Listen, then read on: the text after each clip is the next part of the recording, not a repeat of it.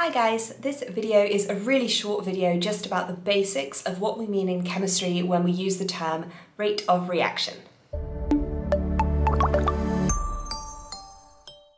The term rate of reaction really just means how fast was the reaction going.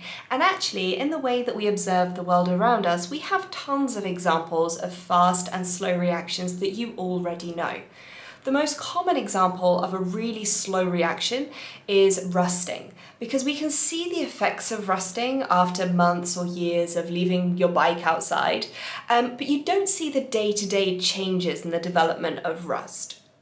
So we know that a reaction is happening, but we also know that it takes a really long time.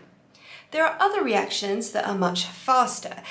The fastest being things like explosions and fireworks that you can see happening almost immediately and in a really small amount of time for the reaction to happen. So the important thing is that rate of reaction is all about how long it takes, or the time period. When we're talking about expressing rate of reaction mathematically, we say that it's the amount of product formed divided by the time it took to make it.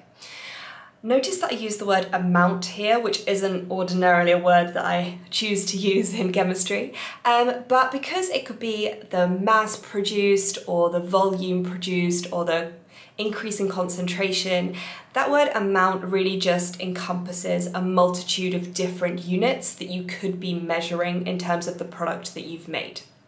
So the amount of product made in a set amount of time is the rate of the reaction. Equally, we could also measure how quickly the starting material deteriorates.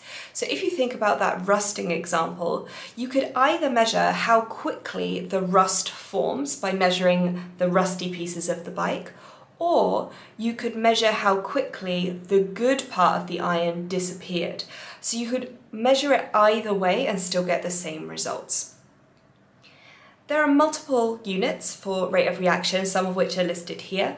In IB, we tend to use moles per decimeter cubed per second, moles per dm cubed being the units of concentration, but ordinarily in GCSE, we're using grams per second or centimeters cubed per second or centimeters cubed per minute, depending on the units of time that you're choosing to measure.